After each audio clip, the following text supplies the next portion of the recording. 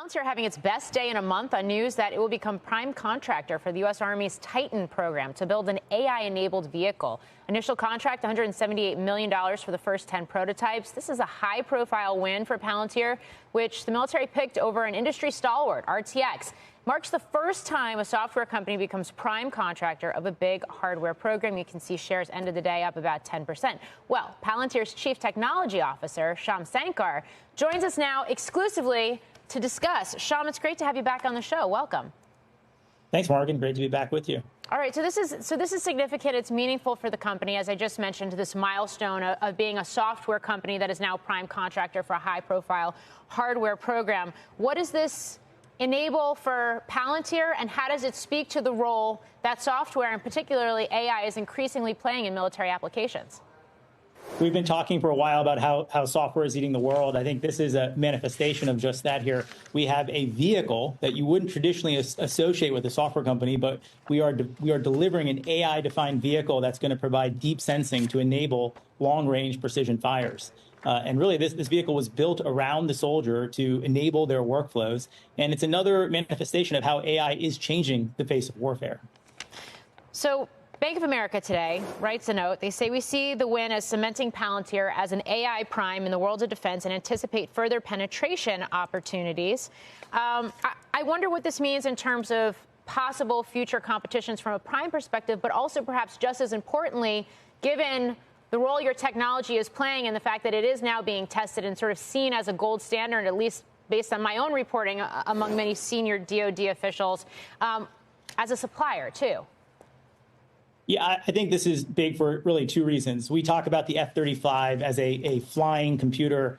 We talk about Tesla having disrupted automotive by building a software-defined vehicle. It sets a very clear path where software is the most important weapon system. It is how we deliver outsized lethality on the battlefield, and it paves a way, and this is really the second point, for the broader defense tech ecosystem. We think about the capital that's been employed here, the amount of innovations and founders that are bringing new capabilities to bear. It really shows that the department is very serious about enabling new entrants to deliver entirely new capabilities to transform the battle space. Yeah.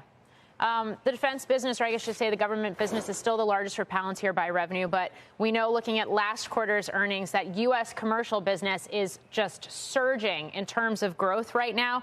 Tomorrow you've got AIP-Con. This is your artificial intelligence platform con, and it says in a Palantir tweet that after nearly 850 boot camps that your customers are going to show some of what they've built with AIP. The last time you and I spoke on this show, you were talking about those boot camps and how aggressively potential customers have been utilizing them. What are you seeing now? What can you preview for us ahead of this event tomorrow?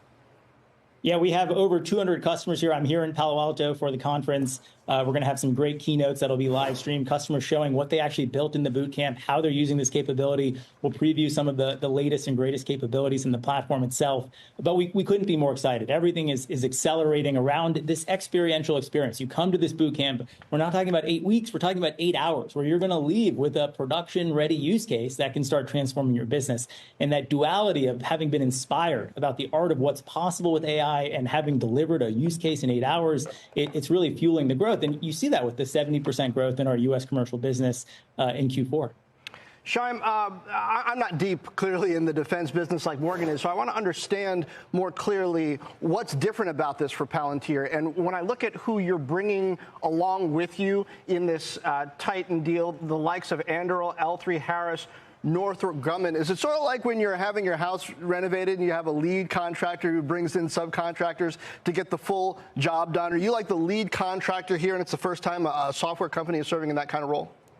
Yes, and I would say more precisely, the entire vehicle and the capabilities of this vehicle are derived and designed around the software. And so we have a great team, the super friends here, who have enabled us to translate the software vision into the actual hardware itself and the performance and integration with the space-based sensors, terrestrial sensors, the rest of really what comprises the kill chain to deliver those long-range precision fires.